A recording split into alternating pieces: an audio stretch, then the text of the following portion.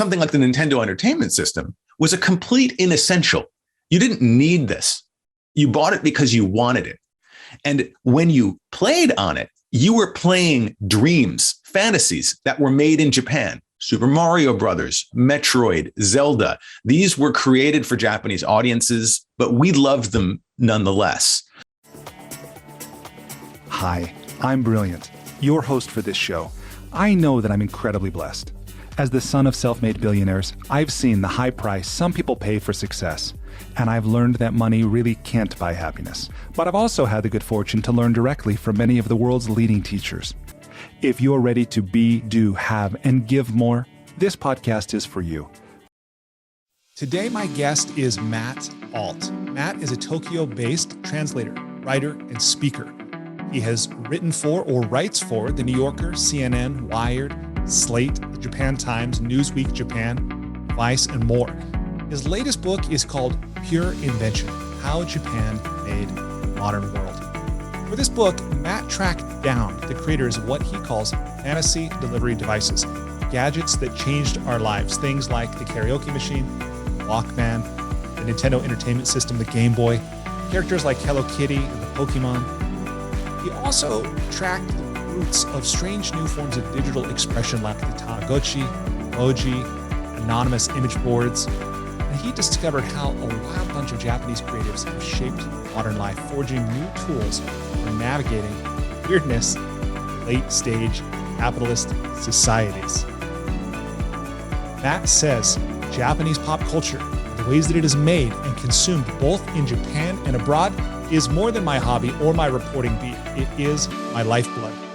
One of the things I really enjoyed about reading this book, about talking with Matt, is that it's clear this is his passion, it's something he's curious about. I think he's really good at sharing it with the world. In this interview, I asked him about how he has worked successfully with his wife for the last nearly 2 decades. They've started a company together, Alt Japan. And I also asked him about how language shapes our thoughts and how we see and experience the world. I asked him a little bit about his take on Japanese spirituality, and we explore how humans really are the same in some fundamental ways. So it's a wide-ranging conversation. I hope you enjoy it. You can connect with Matt. You can learn more about him at mattalt.com. That's ALT.com. You can find him on Twitter, Instagram, and YouTube. With that, I hope you enjoy this conversation with my new friend, Matt Alt. Matt, welcome to the School for Good Living. Thanks for having me. Will you tell me, please, what is life about? Well, that's a big question. I guess I'd say that it's about leaving the world a better place after you leave than it was when you got there. How do you go about doing that? Well, I'm a writer, so it's in my nature to try to leave things behind that I've written, observations and things like that. I try to convey things that I've learned in the hopes of, I don't know, making readers a little bit more knowledgeable, a little bit smarter. Awesome. Tell me, you live in Japan. Yes. You've been there for 2 decades. Yeah, close to it. Yeah. Right? Working as something I've heard you describe as a localizer. Mm-hmm. What is that? What do you do? Well, localization is a fancy word for translation. And what it means is that you're not only translating something from one language to another, but you're also making the finished product read naturally in the target language. If you need a PhD in Japanese studies to understand an English translation of something, you failed as a localizer. It should be able to be consumed in the same manner that the original was. So if it's made for kids, the translation should read as something that kids would really appreciate. If it's written for adults, it should be read or be consumed in the way that adults can appreciate. So that's what localization is. And we've spent the last 2 decades helping Japanese creators translate and their works and help them sell their products abroad. Right on. So I know many people listening to this might not be familiar with Japanglish, but it sounds to me like working as a localizer, you might be on a mission to banish Japanglish. Japanese have this amazing ability to bend and break the English language. And it's interesting because it actually comes from a very educated sort of backdrop. Japanese people learn English in high school. And so they have a certain background in the English language, much more so than the average American has in Japanese. So a lot of times when you'll see, and you don't see this as much anymore because of globalization, there's so much more interaction between Japanese and Westerners. But in the 80s, you'd see all sorts of really amazing semi-English brand names and the logos and things like that. And so today you even still sort of see them. Like there's a famous drink called Pocari Sweat that I always shocked me when I first saw it. Now it's just kind of become part of the fabric of life here in Japan. But I actually love the way Japanese bend the rules of English to make all sorts of new words and phrases, whether it's soft drink names or pocket monsters, or whatever it is. Yeah, me too. So you've written a book called Pure Invention, How Japan Made the Modern World. Why did you write this book? Who did you write it for? And how did you want the world to be different because it exists? Well, there's been a lot of interest in things Japanese over the last couple of decades, as kids raised on things like the Transformers or the Power Rangers or Nintendo games or, Pokemon came of age. And when I was a kid growing up, I grew up in an era in the 80s when there was a lot of what was known as Japan bashing. Japan was seen as a sort of enemy, an economic enemy. A rival at best. And there were all sorts of political grandstanding and things directed at Japan on the grown-up side of society. But us growing up as kids and later teenagers, we never had this image of Japan as some kind of terror of the Far East. We never had the experience of fighting Japan during World War II. And as kids, things like economic, issues just sort of sailed over our heads. Japan was always this sort of factory of dreams to us that made all of the stuff that we wanted, the Hello Kitty products, the robot toys, the cartoon characters, the manga. And it occurred to me over the years of working here, running my company with my wife in Japan, translating materials for Japanese pop culture creators, that there's very few examples out there of a nation whose image has so wholly shifted in the way that Japan's has over the last 70 to 80 years from World War II to today. I mean, we were literally bombing Japan back in the 1940s. And now it's like the place every kid wants to go because they want to catch more Pokemon or what have you. So that's a really amazing shift. And nobody had really set out to quantify that. There'd been a lot of little pieces of the puzzle done. There's great books on there in manga. There's great books on anime. There's great books on video games, but none had ever really stitched together the big picture of why Japan seems to have this pull over all of our hearts and minds in the West. And that sort of dissatisfaction is what drove me to start, thinking about how to write this book. And that's actually true about a lot of my creative endeavors. They're driven by dissatisfaction. Like I don't find the thing I'm looking for, or I don't, like the way that some other person approached it, not because it's bad, but just because it's not my way. And channeling that has helped me in a lot of different ways over the years. That's awesome. When you say it's helped you in a lot of different ways, what's another example of that? Well, actually, the way I got into localization, translation of Japanese pop cultural content was totally driven by that. When I was a kid, the Nintendo Entertainment System was ascendant. When you played video games as a kid, you said you were playing Nintendo. This was a ubiquitous sort of machine, whether it was the NES or the Gameboy, then later the Sega Genesis, the Sony PlayStation. But in those early years in particular, the translations of the games were horrendous. They were really hideous. And they've even spawned memes, like, for instance, all your base or belong to us. Yes. Which was one of the very first internet memes, actually, at the turn of the 21st century. It comes from a Sega Genesis game called Zero Wing. And you had these amazing visual experiences, these immersive worlds. And the English was all fractured. And it drove me nuts as a kid. I always liked writing as a kid. And I love these games. And I wasn't mad in the sense of anger, but I was just like, wow, like, this is such a beautiful world. It deserves a better translation than this. And that is what drove me to start trying to get into video game translation in the late 90s. And I was able to do that through introductions through some friends of mine. And at that time, there were very few people on the planet who specialized in video game localization, just a handful of them. And so we kind of were able to get into that industry in the ground floor. And, I like to think that, and now there's many, many people and companies engaged in the art of localization, that we've made the video game world a little bit of a better place. Yeah, I think so. Who is the audience for your book? Like, who did you write this for? It sounds like you wrote it for yourself in one of It's sort of a crypto memoir in a certain sense. I mean, I grew up playing with all of the things in the book, the Walkman. We all did. Hello Kitty products, Godzilla toys and movies, all of that stuff.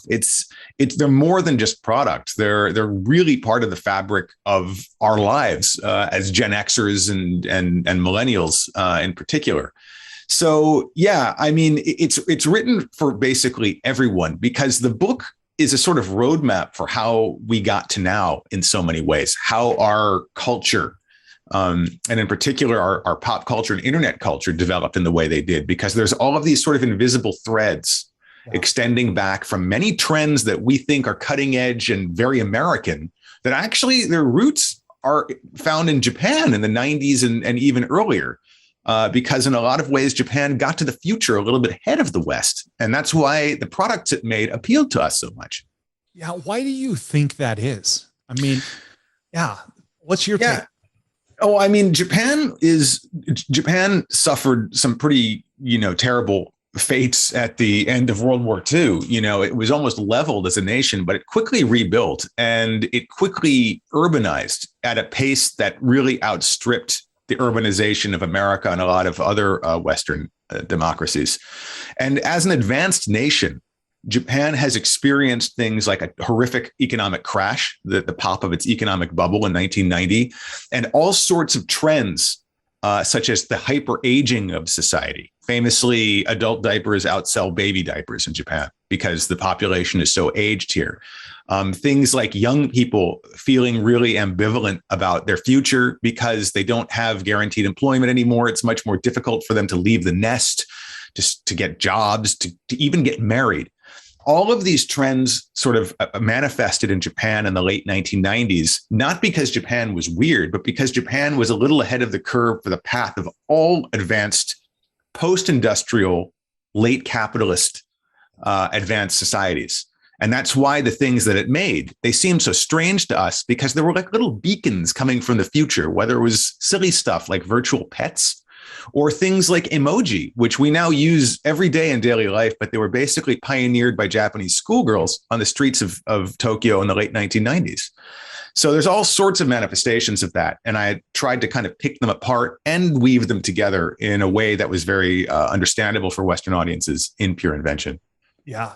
I really enjoyed reading this book for many reasons. One is I've had a lifelong fascination with Japanese, the language, the culture, the people, and having studied the language, having been there and played with so many of the toys. I remember 8 years old when the Nintendo came out, and I would literally in the summer wake up and run to my friend's house who had one to play. We'd play all day, with the controllers, and then go home at night when it was dark and so forth.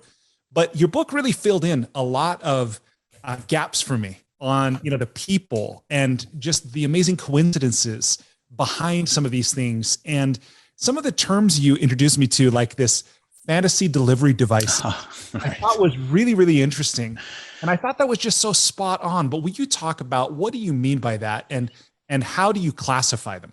Yeah, well, so the products that I talk about in the book were more than just hits. We're surrounded by hit products from all sorts of countries, but only, a certain type of product has the ability to really stimulate our imaginations and plant the seeds of new dreams in us. And by so doing, actually transform our lives and inflect the path of the future.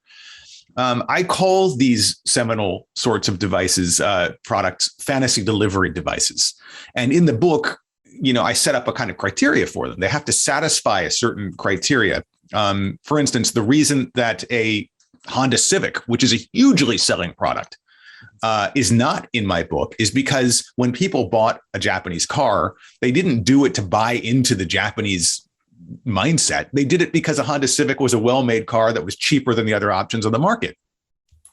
On the other hand, something like the Nintendo Entertainment System was a complete inessential. You didn't need this.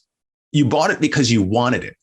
And when you played on it, you were playing dreams, fantasies that were made in Japan. Super Mario Brothers, Metroid, Zelda. These were created for Japanese audiences, but we loved them nonetheless. And these products also were everywhere. As you know, as you were just saying, you couldn't escape the Nintendo Entertainment System when you were a kid. Yeah. So I have this 3 criteria. I call it the 3 ins. To be considered a fantasy delivery device, a product has to be inessential. You bought it because you wanted it. It had to be inescapable. That became a huge hit. And everywhere you looked, it was around. And most importantly, it was influential. It had to either change our minds about Japan or change the way that we thought about our own lives and lifestyles, and usually both. So products that satisfy those 3 criteria are what I consider fantasy delivery devices.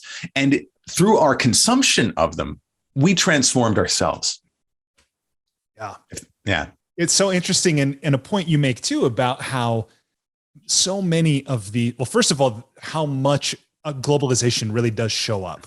Right. And you make this point about how in some ways, it's not that we're becoming Japanese, but we're all becoming the same. And you use the term, the great synchronization. Yeah. About that?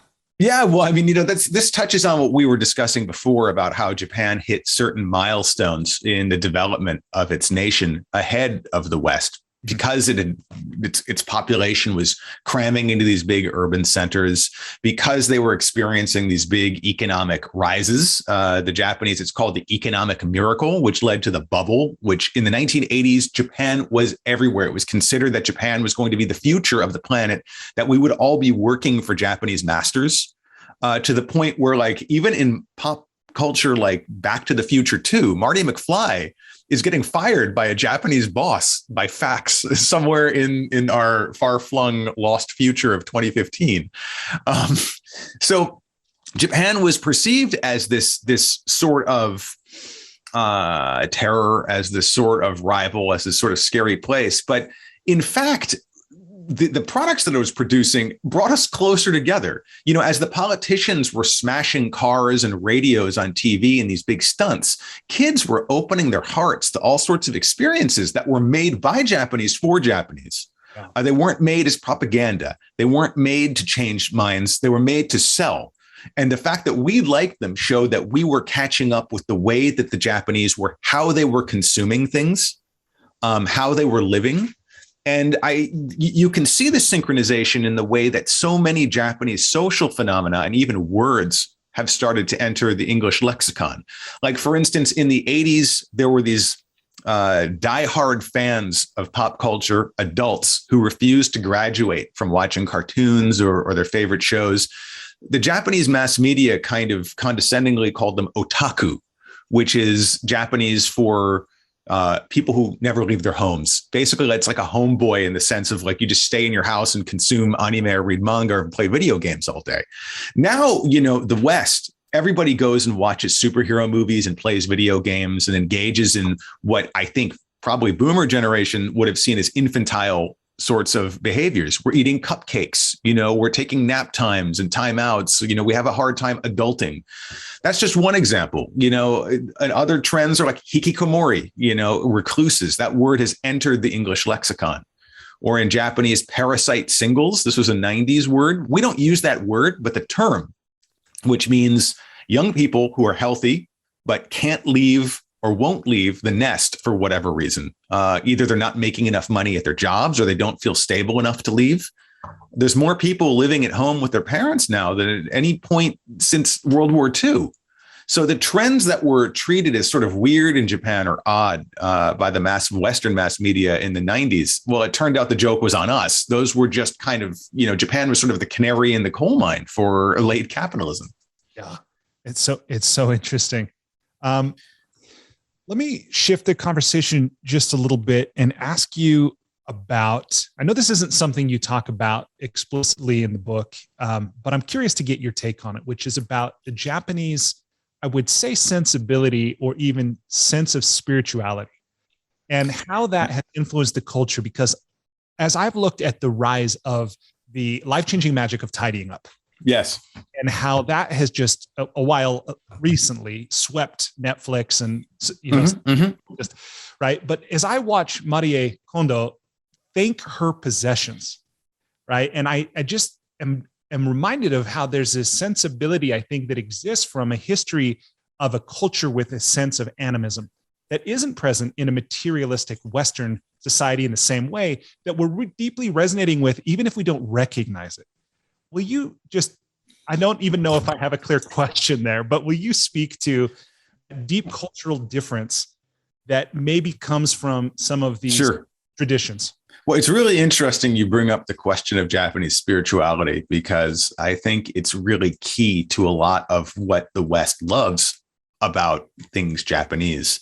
You mentioned the word animism, which is the belief that like spirits dwell in objects. It's a sort of anthropomorphization of the world. And I don't know that the average Japanese person is animist. Do you know what I mean? Like, I don't know that they believe that there's a spirit dwelling in their desk, or, in their, or in the tree out in their garden. But just like Westerners who might not consider themselves religious, but were raised in that Judeo-Christian tradition, Japanese are raised in a very different sort of spiritual tradition, one that is by turns animist and polytheistic. There are many gods here. In fact, the Japanese belief system is said to be home to some 8 million gods, which is a sort of number, sort of to be a stand-in for an uncountable number. And there's multiple religious traditions sort of coexisting here in a balance, a very warm balance. You'll see Shinto shrines on the grounds of Buddhist temples and Buddhist imagery and Shinto ones.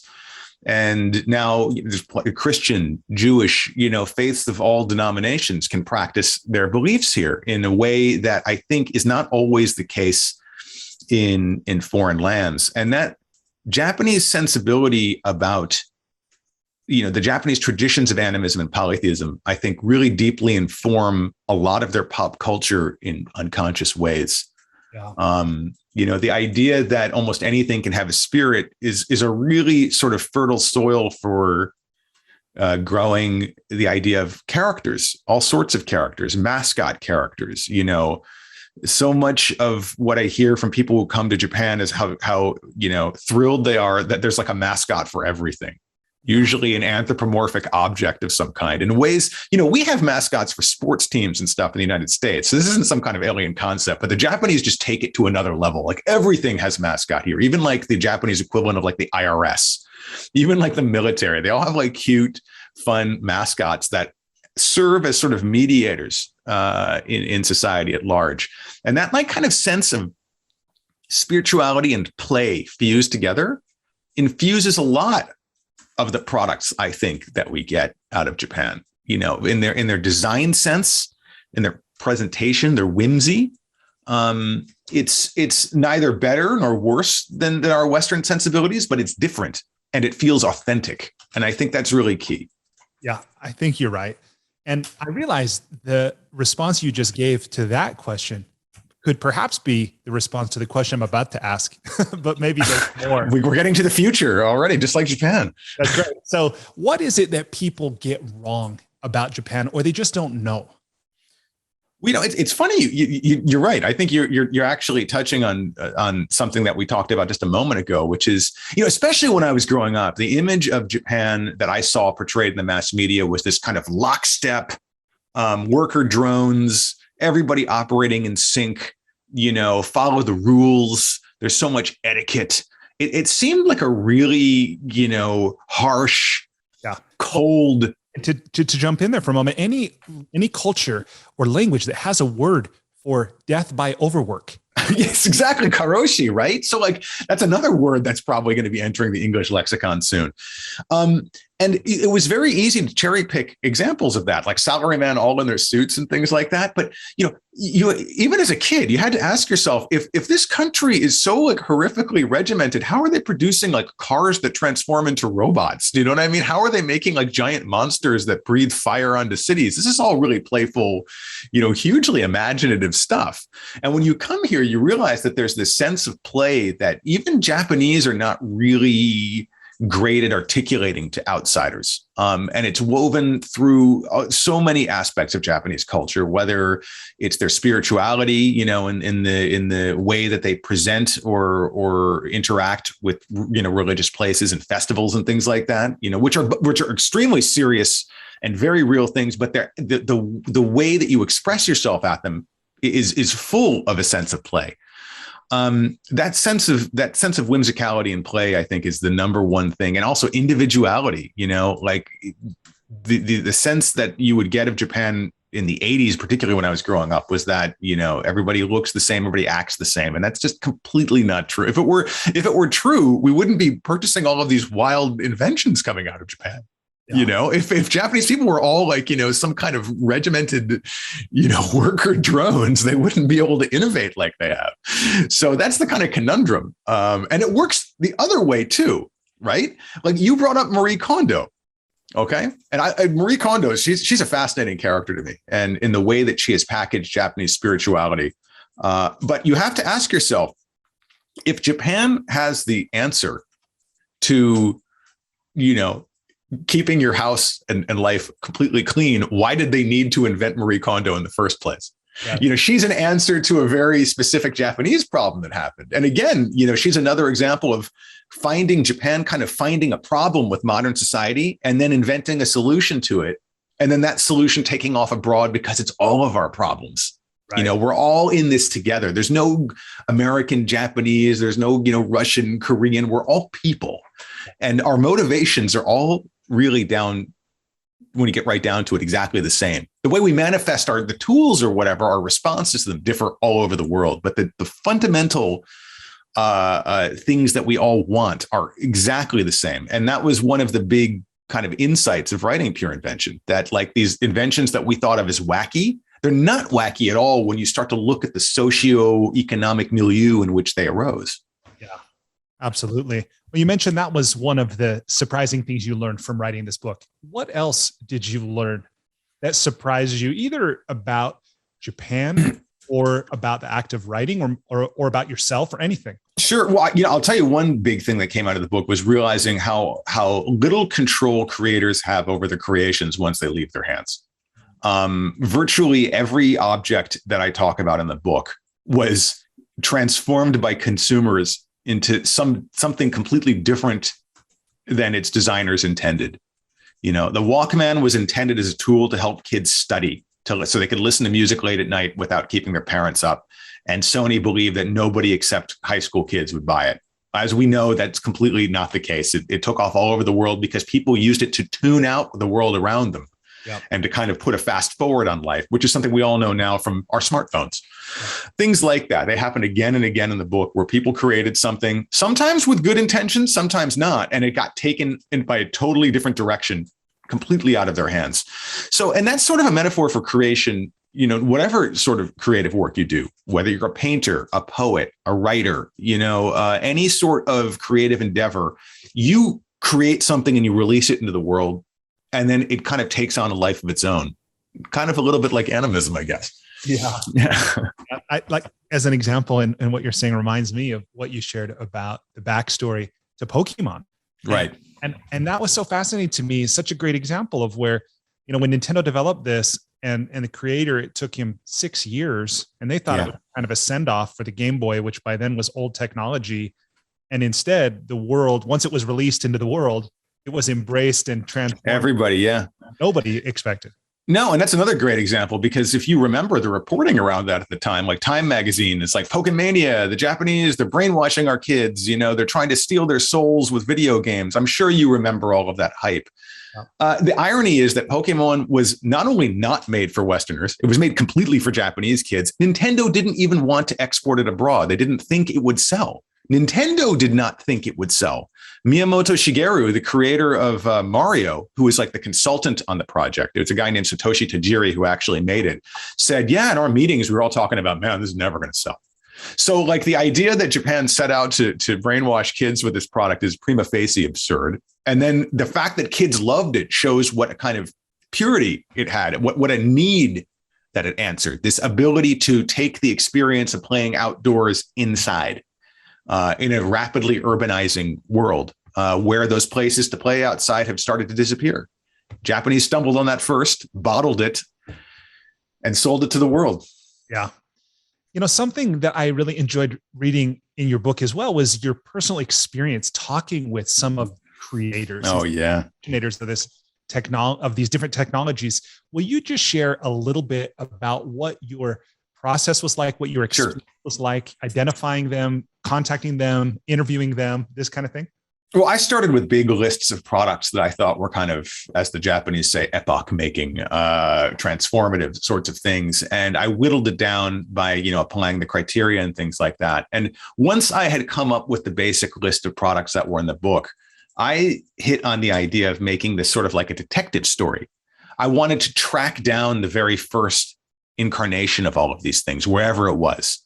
Is it in a museum? Is it in a personal collection? Does the inventor have one in his closet? And talk to the people who had made them as much as possible, because there's so much reporting on these objects. Like if you talk about something like the Gameboy or the Walkman or Hello Kitty, there's entire books devoted to these subjects, but they tend to be treated as product histories. Now, I was much more interested in the thought processes of the people who came up with them. So some people had already passed on. The inventor of the very first post-war tin toy car died in 1971. Akio Morita, who was the chairman of Sony, passed away in the 90s. So it wasn't always possible. But the few times that I was able to make contact with people, for instance, like when I met the 90-something creator of the first karaoke machine, I mean, that was just, it was to be in the same room as these people. And they're such unassuming people. Like these aren't people who demand that you kneel at their feet because they invented something. They're as shocked by their products taking off as the rest of us. And that was a huge, inspiration to me too. It's just the way to live is to create, and by creating to make something perhaps bigger than yourself, hopefully. And so it was a lot of fun to talk to these people who, had touched my life in so many ways and so many other lives, and yet find them so, human, so down to earth, so easy to talk to. Yeah, I'll bet that was really cool. And also I'm just reminded, although I don't think you used this word in the book, about the power of a zeitgeist. Right. And how karaoke, as an example, you talk about between 1967 and 71 or 72. Yeah. That had been invented by multiple people in different areas, unbeknownst to each other, right? And how remarkable that is, that these things just kind of spontaneously seem to arise. Right. That's really probably no surprise based on some of what you talked about, factors and just, what's going on in society and things like that. Well, that was a great example of, the karaoke machine we kind of take for granted now. And it's like most of the time you hear, oh, I hate karaoke. I love karaoke. It's like, it's just such a part of life that you don't really even question the fact that there was a before and an after. And, the components of the first karaoke machines, a microphone, an amplifier, a tape deck. There were tape decks back then. They weren't like streaming or like, DVD based or anything. Those were all Western technologies, and Westerners sing. We love to sing, we sing all over the place. Why was it Japan where this thing was invented 6 times in a row and not, the Netherlands, not, somewhere in Africa? Why was it Japan? And the answer to that, after I did a lot of reading and a lot of research and talking to people, was realizing that it was a tool for salarymen, Japanese businessmen, to entertain their clients. And there was this huge client entertainment business ecosystem in the 1960s and 70s that we just didn't have in our American Mad Men, corner office, 3 martini lunch, and then head home to your picket fence house in the suburbs. It was just fundamentally different from the way we did business. And the karaoke machine was a business tool in its first incarnation. That changed over the decades. It's another example of how the zeitgeist, consumers, through their, countless choices, have the ability to innovate in ways that big companies or single people or even organizations can't control or even foresee. Yeah, it's pretty remarkable. Yeah, it's amazing. Let me shift to an exploration about writing, the creative process. Sure. And how you work. One thing I'm really curious to ask you, I understand that you and your wife are partners in your in Japan. Is that the name of your company? Yes, All Japan. Yes. So Hiroko Yoda is my wife, and we founded the company together in the early 2000s. And we work together, and we've written together too. We've actually done, Pure Invention was my kind of solo debut, but we have done numerous books together before this. So I'm assuming, because you're still married, and I saw your wife on camera when we were connected. Right. So you're still on speaking terms. You're living in the same. Yes. How have you made a marriage and a career work? What have you done, or what have you been sure not to do? Wow, that's a big question. I remember when we first set out to run our company together. I literally had a friend who's like, "You're going to be divorced in like a year," and I was like, "Oh, thanks, buddy. Thanks for that. Thanks for that vote of confidence." But I think the number one key to us being able to run our business or to write together, it comes down to communication. There isn't really a hierarchy between us in the relationship, certainly not creatively or when we're running our, business. We make our decisions together. We're in it as a team, so we know that whatever either side is arguing is coming from the standpoint of wanting to get us to a better place or keep us in a good place or whatever you want to, that benefit of the doubt is always there. So, I won't deny that we've had, arguments and there's been things like that over the years, over 20 years, it's just inevitable, but it's never been existential, if that makes sense. Yeah. But we might just be sort of odd that way. We were both ambitious to try to make our mark on the world. We were both wanting to work for ourselves and not as part of bigger organizations or systems. We thought that we'd be able to attain, we had kind of similar dreams, about what we wanted. So all of that helps, getting on the same page. Yeah, absolutely. When did you first know you were a writer? Oh man. Wow. I don't really consider myself a writer with a capital W, you know what I mean? Like I write, I wouldn't sidle up to somebody at a bar and be like, yes, I'm a writer. It just seems kind of heavy to me. But writing is something I've always done. I always aced. I was a terrible student in high school and college, but I always aced my English classes. And I always, while my fellow classmates were kind of terrified of term papers and stuff, I always loved that, putting of thoughts together in essays and things like that. But it didn't really occur to me to do it professionally for many years. I didn't get published professionally until the late 90s. I was, my late 20s by that point. And even then that was just sort of like a side thing, like, oh, this is fun. I can contribute an essay to a toy magazine or something like that in my field. And when I really started to kind of come to terms with it was when the internet was taking off in the early, the late 90s and early 2000s. I helped run a website. It was called Toybox DX, and it was sort of dedicated to this knot of insane Japanese toy collectors. And you had to just keep churning out content for it.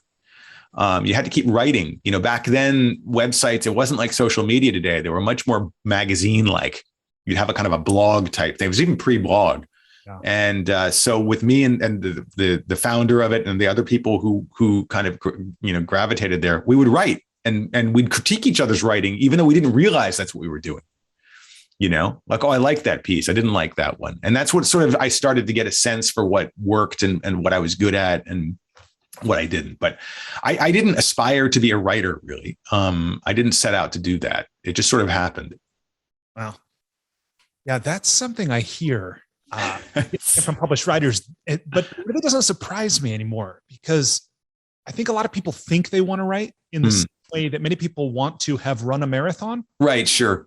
But they don't actually want to run the marathon. But those who end up publishing, in many cases, it seems to me, it's just a natural it's a thing they can't not do. It's just who they are. Well, it's It's writing.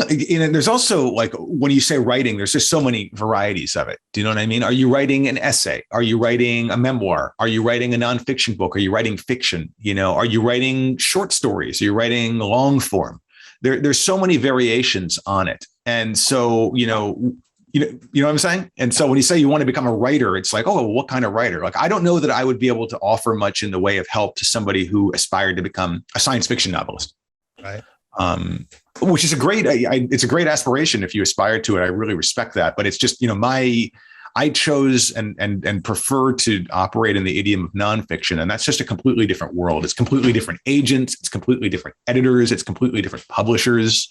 So there's all these different ecosystems there, Yeah, for sure. In just a moment, I want to ask you about your approach to writing nonfiction. But before I do, I want to ask, again, what's probably going to be a poorly worded question. But when I learned Japanese, it was the first language I learned other than English, right? Pig Latin. And I often say that my experience of Japan and Japanese, like Japan is in many ways, I think, as foreign a culture as you can find without leaving the planet. Mm-hmm. And yet in some ways it's very familiar, as you've talked about. But the language, there were so many differences that I had never even thought could exist. Like in Japanese, how Japanese traditionally don't show the spaces between words. Sure, yeah. Right, top to bottom, right to left, this kind of thing, character-based, so many other things. That when I started attempting to write in Japanese, I was really confronted with this sense that things I had been saying my entire life were literally not true. Like faced with translating them, I could see in some ways how untrue they are. Right. And so I realized I might just be overthinking this, or, not everyone's wired a little differently. But here's the poorly worded question I'm trying to get to. How do you deal with reconcile? Now, when it's factual, that seems pretty easy. Sure. Right? If you're trying to say there's a greenhouse on the corner and Mark lives there or something. Yeah. That's easy. But when you're dealing with expressing ideas or something deeper where, there's idioms or there's different, proverbs and formulations, how do you think about language, right? Because even the difference between and Japanese is just a label we put on the language. The language affects your thinking processes. I mean, this was explored. There's a big science fiction movie of a few years back called Arrival, in which the lead character is trying to decipher an alien language, and by so doing, unravels all of these impacts on her own perceptions of reality. That of course is science fiction, but it's true in a sense. And it's true in a variety of ways. I mean, when you're operating in your non-native language, you're kind of stripped down to the basics. It's a lot easier. It's a lot more difficult to BS your way through situations just through prose or through linguistic flourishes. Your grammar is cut way back. Your vocabulary is cut way back, and you're really kind of forced to confront the most basic meanings of what you're trying to say. And translation, the process of translation really keeps writers honest, which is a reason why a lot of writers hate being translated, I think. Or not, they like the idea that their work is being in other cultures, but in practice, I found when you're actually working with authors and questioning them why they wrote a sentence this way when you're trying to translate it, it can really frustrate them. It's like, well, it's right there on the page. And I'm like, well, when you actually parse this out, are you saying this? Are you saying this? That kind of thing. And I ran into this myself because there was a Japanese edition of Pure Invention. It was translated by a really, really talented woman named Akiko Murai, who just did an amazing job. And I run a translation company, right? So like I should appreciate translation, but I would get questions from her and I'd be like, I put it on the page. What's the problem? And it was really funny to me to realize, like, wow, you're acting like somebody who doesn't know anything about translation. And she often would find things in the prose or in the text that needed to be clarified, or certainly for Japanese audiences versus Western ones or things like that. So it was really interesting to me to go through that process and see, because Japanese to English, there's no one-to-one correspondence or correlation. It's not like French or Spanish where you could, literally draw lines, the grammar is the same, the words are different. which is grossly oversimplifying, the translation of Spanish or French and English too, but we'll put that aside. But there's literally no correlation. So you have to distill things down to intent and logic to convey it. And that can be a really scary experience for a writer because, every writer relies on certain stylistic flourishes or tics or forms of humor or, forms of expression that are rooted in culture and don't translate well into other ones. So when you strip those away, what are you left with? It's kind of like being naked on the stage. Yeah, for sure. Well, and I can't believe this had never occurred to me, but somebody pointed out to me the difference between a translation and interpretation. Sure. Yeah. Can you talk about that for a moment? Yeah, they often get misconstrued. Translation is text. It's the translation of words, whether it's single words, sentences, books. Interpretation is oral, verbal. So, for instance, at the United Nations, you see these people with the earpiece in, they're doing what's called simultaneous interpretation. So when somebody's giving a speech, they will be conveying what that person is saying in real time at the UN. Usually it's not in real time. That is an exquisitely difficult task to master. Usually it's what's called consecutive interpretation, where somebody says something and then you're like, okay, and then you say it, then they say something and you say it. And they're totally different skill sets. A great translator will not necessarily make a great interpreter, and great interpreters will not necessarily make great translators. It's very much like the difference between a writer and a stage performer. Just because you're great at or an orator, just because you're great at expressing yourself verbally doesn't necessarily mean you're going to be an incredible writer, or vice versa. Thank you for breaking that. Clarifying that. Yes. Translation versus interpretation. It's just a classic thing. Yeah. So just a moment ago, we talked about nonfiction writing and kind of how that's your thing. And I'm curious if you would be willing to just kind of give the broad strokes on how you approach a project, all the way from how you settle on, hey, this is the book that I'm going to devote hundreds and hundreds of hours of my life to producing, all the way to researching, outlining, drafting, editing. But what's your approach? I mean, I don't want to make it sound like I knew what I was doing, because I actually didn't in a lot of ways. Like, I'm very intuitive in my approach, probably too much so. Other writers won't even put a word down to paper unless they have huge outlines. And there's different ways of doing things, and there's different personality types. I fall on the spectrum towards, try it first and see what happens later, which drives editors and a lot of other people crazy. But writing a book is difficult. It's really, really difficult. And I question myself constantly at virtually every aspect, at virtually every level of the process, from discussing it with my agent to the drafting of the proposal to, coming up with the outlines and drafting the actual, roughs of the chapters.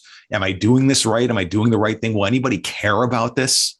Nonstop. It's a kind of a form of performance anxiety and imposter syndrome rolled into one.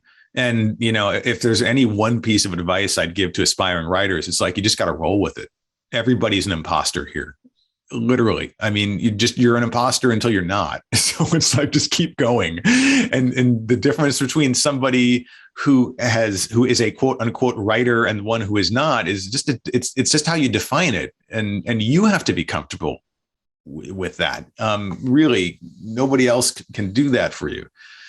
So it's a struggle. It's always a struggle. And people who don't write are just like, hey, man, just put it down on the page, man. Just put it down. And I'm like, well, what's your job? Okay. I would just do it. That's not really a helpful piece of advice. Though that being said, you have to write. You have to face that page, and you do have to get something down. So it's just a constant struggle with yourself. It's a constant struggle with the concept. It's a constant struggle with the other stakeholders, the agents, the editors, the publishers, and things like that. So it's a big process. Knowing that it's a constant struggle, and it's one that I have definitely experienced myself, and in interviewing more than 100 authors, it's come up in probably almost every interview. Yeah. How do you structure your life, your physical environment, your calendar, this kind of thing, to support yourself in realizing finished work? Sure. Well, it helps to have a goal.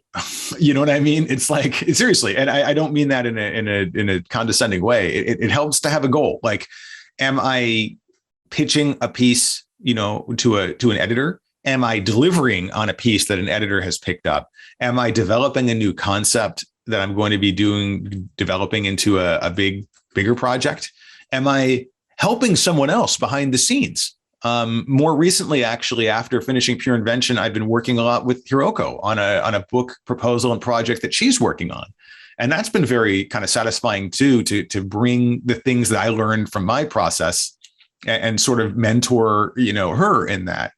So it's just, there's no, fiction might be different because you're generating it out of your head. But for nonfiction in particular, you have to have a kind of target you're writing toward, a goal you're writing toward. It's something you want to express, some new piece of information that you want to package and convey to the world. So you can't just, I don't just like sit down at my desk and be like, right. There has to be some reason there.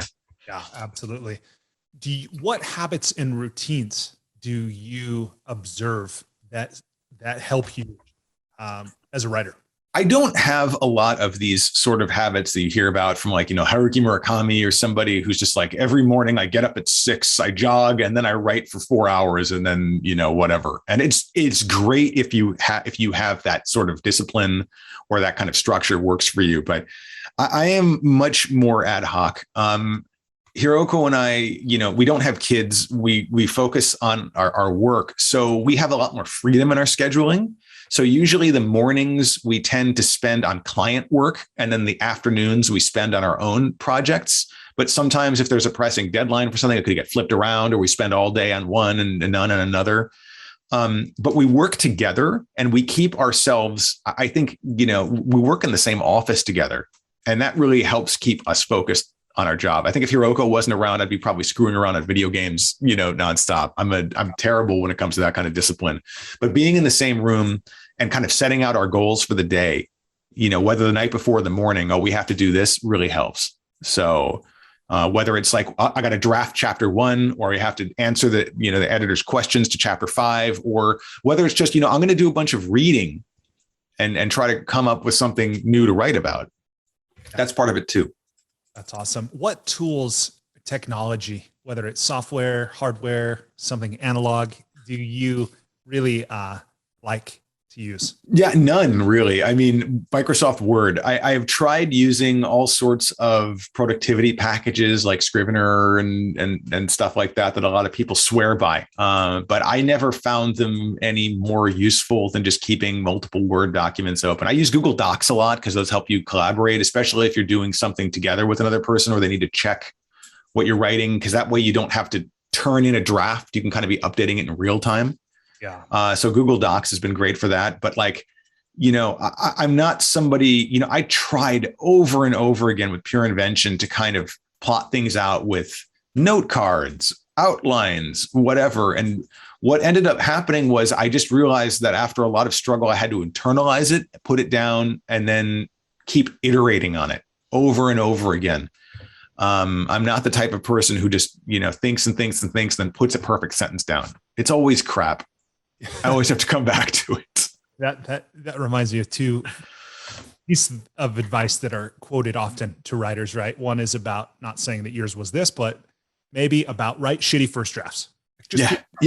Yes. And I forget who said all writing is rewriting. Yes. So yeah. That's what this was but you used the word internalize. I thought that was. Yes. Well, even Hemingway, and I would not advise doing this, write drunk, revise sober. I mean, he was revising his stuff. And I don't advise getting drunk while you're writing, unless that's your thing, I guess. I can't tell you the number of times I have been beating myself up about what junk I thought I was putting down on the page. And then I came back the next day and I'm like, that's not so bad. Yeah. Or, and sometimes it is junk. I mean, it just is. You have to be prepared for that. But, a lot of times we're our own worst critics, and we're harsher on ourselves than we probably should be or need to be. And kind of like the inventors in the book, I've often been surprised at what turns of phrase have resonated with readers that I wasn't expecting to. Yeah. And, sometimes the things you write seem like really trite or weak or lame to you, but then a reader reads them and either infuses them with their own viewpoint, or maybe it's more profound than you gave it credit for. So, you have to just get it down to start with. It's so easy to talk yourself out of writing, or so easy to talk yourself into stopping. But you really just have to, get a draft down.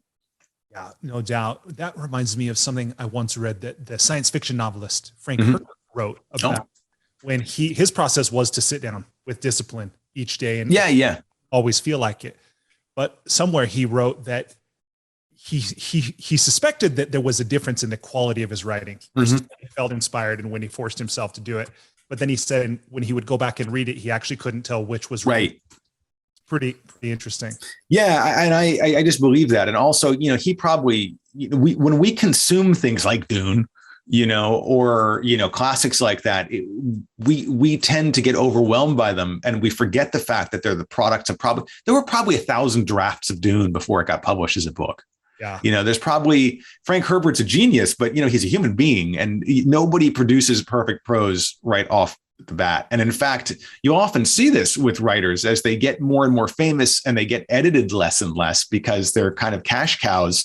Their output gets less impressive. It gets less compelling.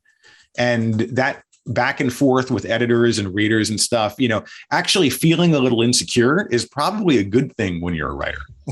It keeps you humble. Yeah. That's such a powerful reframe of that security or that inner critic that we all have. Yeah, it's so turn that frown upside down, Well, Matt, if you're willing, I just want to close with a series of questions. I have something I call the enlightening lightning round. It's not related necessarily to things we've been discussing. Sure. Okay. So I'll just check in with you here too. How are you doing? I'm okay. Good. I'm okay. Okay. All right. So with the enlightening lightning round, again, this is a series of questions that my aim is to ask the question, and for the most part, to just stand aside. You're welcome to answer as long as you want, but I'll try to keep us moving. Okay, question number one. Please complete the following sentence with something other than a box of chocolates. Okay. Life is like a first draft of your essay or novel. Okay, question number two. Here I'm borrowing a question from Peter Thiel. What important truth do very few people agree with you on? What important truth do very few people agree with me on? That actually life is not as bad as it might seem right now. Okay. Question number three. If you were required every day for the rest of your life to wear a t-shirt with a slogan on it, or a phrase or a saying or a quote or a quip, what would the shirt say? Don't mind me. I just want to be back listening and kind of taking in the scene. And also that'll give me some, when I say something stupid, it'll let people ignore what I'm saying too. How would that be said in Japanese?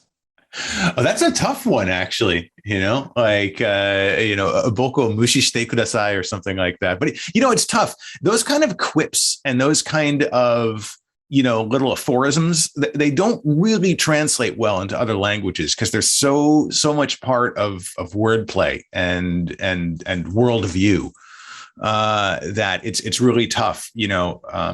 That was some of the things that I struggled with in my own book. When you said a turn of phrase that every American knows, but Japanese people would be like, what's that about?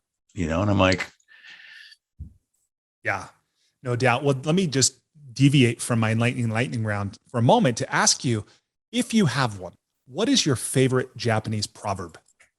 My favorite Japanese proverb. God, there's so many.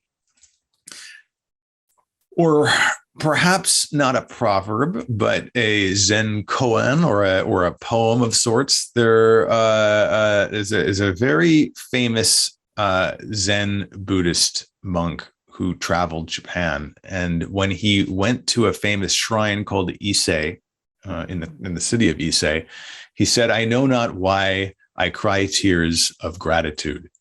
And it was just his expression of being moved not only by this place that he was in, but the power of feeling grateful for things in your life around you. And I think that's a really powerful concept. that if you can look at the world with a sense of gratitude, you're going to feel, and I'm not saying you have to feel gratitude when things don't go your way, but I'm just talking about in general, I think that's a powerful sort of viewpoint. Yeah, absolutely. Thank you for that. Okay. Question number 4. What book, other than one of your own, have you gifted or recommended most often? Wow. There's so many out there. There's so many great books out there in the field of Japanese kind of pop cultural studies. I have a good friend named David Marks who wrote a book called Ame Tora that is like a exploration of how Japanese fashion transformed Western fashion in ways we didn't realize. And it was a big inspiration for me writing my book. And I've suggested that and given that to so many different people. But there's many others in a completely non-related to that field. There's a really great writer named David Wondrich who wrote this book called Imbibe that is all about the history of cocktail culture in America. It's full of recipes. I actually like traditional Japanese, traditional cocktail recipes and things like that. But his stories of the people who made these things are really another inspiration for me because, you talk about a martini, but who made it and why and how? That sort of cultural background. So that's another great book that I like, Imbibe. Awesome. Thank you for that. Okay. Question number 5. So I know this might have changed a bit in recent months with the pandemic, but you've traveled a lot in your life. What's one travel hack, meaning something you do or something you take with you when you travel to make your travel less painful or more enjoyable? I want to say a towel, like Hitchhiker's Guide to the Galaxy, but I'm actually, I'm not a huge travel hacker like some people are. I am the kind of person who loves to go someplace and then when there are problems, fix them on the ground. This drives my wife crazy and other people who I travel with crazy, but that's just my style. So I actually almost deliberately don't hack it. I go out there and see what the situation's like and try to modify what I'm doing on the fly. Right on. Okay. Number 6, what's one thing you've started or stopped doing in order to live or age well? One thing I've started or stopped doing to age well, I've certainly started to eat a lot better, eat healthier foods and things like that. When I was a kid, and quite recently it's pizza, comfort foods, getting out of my comfort zone and eating things that incorporating more healthy sorts of things to my diet has been a huge change in all sorts of things. And I highly recommend it. Good for you. You're likely to live longer. Yeah, hopefully, yes. Question number 7. So again, asking this, recognizing that you're American, but you're living in Japan. Yes. Which, by the way, someone pointed out to me, why when people come here, they're immigrants, but we're expats. Yes, it's condescending. That's why. Interesting. But so here's the question. What's one thing you wish every American knew? One of the things that I've noticed here is that how people are so willing to contribute to society in ways that Americans are not. It's why Japanese people have bullet trains. It's why they have all of this beautiful infrastructure that everybody can make use of. But every time something like that comes up in the States, people are inevitably fighting it because they don't like the extra taxes or they don't like the fact they're not going to use it.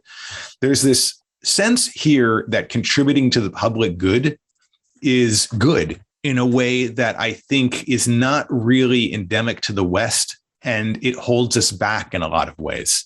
When you look at the state of, whenever I travel back to the States, I'm struck by how like crummy our airports and our trains and, all sorts of things are, and they don't have to be that way. We're like one of the richest nations in the world. Why is this? So it's just a big thing I've noticed, like think it's good to get out of your head and think about others and not just yourself. Absolutely. Okay. On the stretch. Almost done. Okay. Number 8. What's the most important or useful thing you've ever learned about making relationships work? Listen more. I'm still working on it. I really am. You both. Question number 9. Aside from compound interest, what's the most important or useful thing you've ever learned about money? Most important, useful thing I forgot. I'm terrible with money. Or I'm not terrible with money. That makes it sound like I'm gambling it all away or something like that. When I was a kid, I dreamed of becoming a millionaire so I wouldn't have to worry about money anymore. But as I've had more and more success over the years, I've realized that, and this sounds like a cliche, but it's not. Like, money is no substitute or panacea for your own personal issues or problems or whatever. If you are feeling unstable, or you're feeling like, you don't know where you're going or what your direction is in life, having millions of dollars dumped on you is you're going to temporarily sate yourself with all sorts of fun pursuits, but eventually it's going to wear off and you're going to realize you're exactly where you were. So money is important in the sense that we need money to live and, to take care of ourselves and stuff like that, and hopefully help others.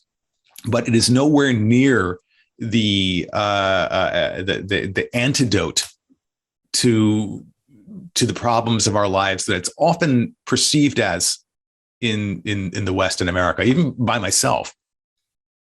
Yeah, I'm with you there. Yeah. Okay. Well, speaking of money, one thing I have done to make an expression of gratitude to you is to make $100 microloan to an entrepreneur who is in. Let me make sure I've got this right. Please. No, I'm curious about this. Yeah, I won't make any interest on this. The interest will go to a field partner at kiva.org. So it's a microsite. This is to a woman, a female entrepreneur. She is in Puerto Rico. Lamaris. It's how interesting. It's actually about fashion. Wow. Interesting. Great. Help her expand her business and make an impact through fashion awareness. I don't know what that means, but that's cool. Well, good luck to her. Yeah. So thank you for giving me a reason to do that. Not at all. Thanks for doing it. My pleasure. So if people want to learn more from you, or they want to connect with you, assuming you'd be okay if they did. Sure. Of course, they could buy your book. But what else would you have them do? Oh, well, I'm online. People can find me anywhere. I'm on Twitter. I'm on Instagram. Just if you look up Matt Alt, mattalt.com, there's actually a website. You can connect with me. But, I think what I'd like people to do is whether they read the book or not, just when they interact with people of other cultures and backgrounds, to remember, and this isn't some kind of, woke or a silly thing, that we really all want the same things in life. All of us, every single person. And things that seem strange or weird on the surface are only because of ignorance, because you don't know what situations or backgrounds or issues or whatever are causing people to act that way. So consideration, like especially in cross-cultural interactions, I think is just really something the world could use more of. And I hope by, writing my book, at least in the field of US-Japanese relations or Western Japanese relations, I help smooth that a little bit. But it's true for every cross-cultural pairing all over the world. Yeah. Well, thank you for spreading that message and living that message. I think hope the world could really benefit from now.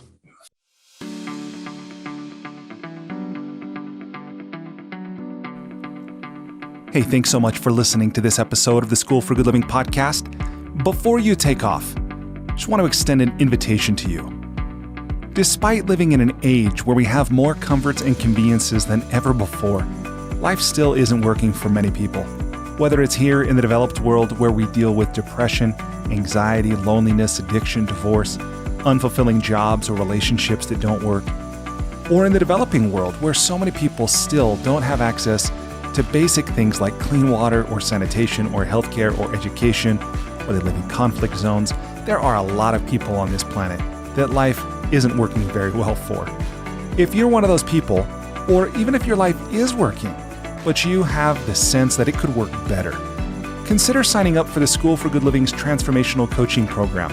It's something I've designed to help you navigate the transitions that we all go through.